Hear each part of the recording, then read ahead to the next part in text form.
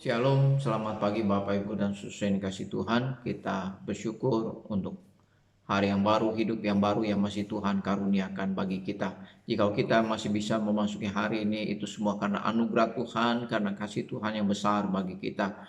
Hari ini hari Sabtu tanggal 5 Juni 2021. Untuk memasuki hari ini saya ingin mengajak kita bersama-sama merenungkan satu bagian firman Tuhan dari Injil Matius pasal yang ke-21 ayatnya yang ke-12 sampai ayat yang ke-17.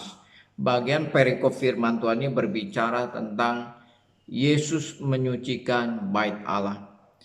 Ketika Yesus masuk ke kota Yerusalem menjelang Paskah Yahudi, maka Yesus menghampiri bait Allah. Dan ketika Yesus masuk ke dalam bait Allah, Yesus menyaksikan ada begitu banyak orang yang mengadakan jual beli, tukar menukar uang di pelataran bait Allah.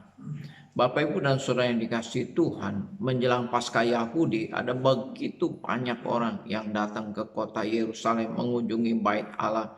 Mereka datang untuk beribadah kepada Tuhan di bait Allah. Nah, itu juga adalah merupakan kesempatan bagi orang-orang untuk berjual beli di pelataran bait Allah.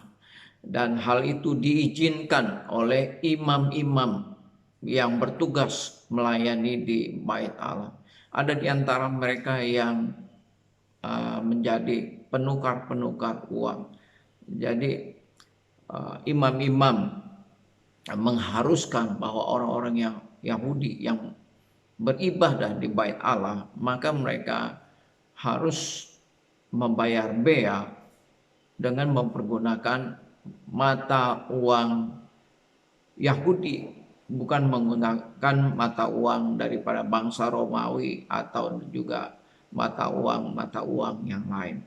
Nah, oleh karena itu ketika mereka datang untuk membayar bea bait Allah itu, maka mereka harus menukarkan uang-uang asing, uang-uang Romawi dan juga mata uang yang lain dengan mata uang Yahudi.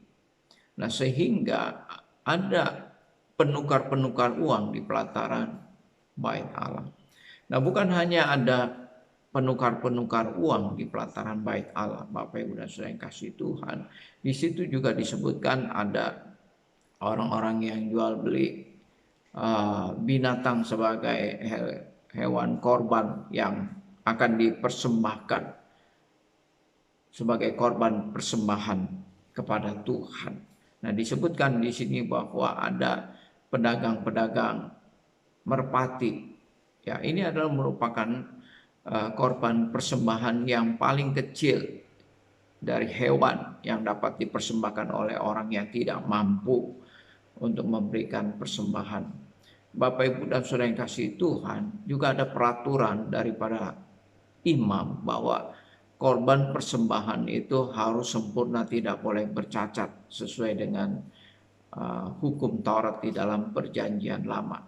Maka jikalau ada orang-orang Yahudi yang datang ke bait Allah membawa korban persembahan mereka sendiri, maka imam-imam mereka akan memeriksa sedemikian rupa sehingga korban-korban yang dibawa dari rumah mereka masing-masing ada begitu banyak alasan ditolak oleh imam-imam.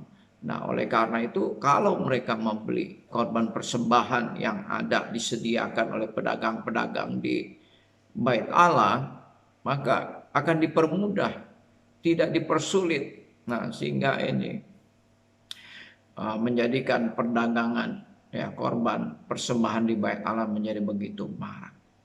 Sehingga apa yang terjadi, Bapak Ibu dan Saudara yang kasih Tuhan, bait Allah yang seharusnya menjadi tempat ibadah kepada Tuhan menjadi pasar, dijadikan pasar oleh para imam dan pedagang-pedagang untuk menjadi kesempatan bagi mereka meraup keuntungan, di mana pada waktu pesta Paskah, perayaan Paskah itu diadakan. Di situ juga terjadi perdagangan, ya, jual beli yang luar biasa, sehingga ada begitu banyak orang yang mempergunakan kesempatan ini untuk jual beli di bait Allah. Nah, Tuhan Yesus memandang bahwa bait Allah yang seharusnya menjadi rumah doa telah menjadi pasar, bahkan disebut sebagai sarang penyamun.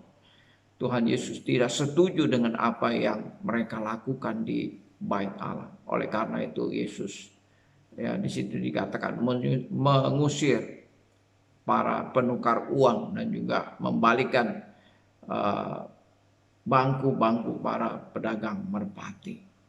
Dan untuk membuktikan dirinya adalah Mesias yang mempunyai otoritas melakukan tindakan tersebut, Yesus menyembuhkan orang-orang buta dan juga orang-orang timpang.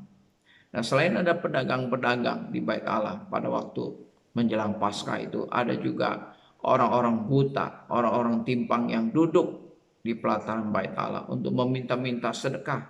Karena itu kesempatan bagi mereka ketika begitu banyak orang-orang Yahudi, saudara mereka yang datang dari luar kota, bahkan dari luar daerah, dari berbagai macam tempat untuk mengunjungi Yesus.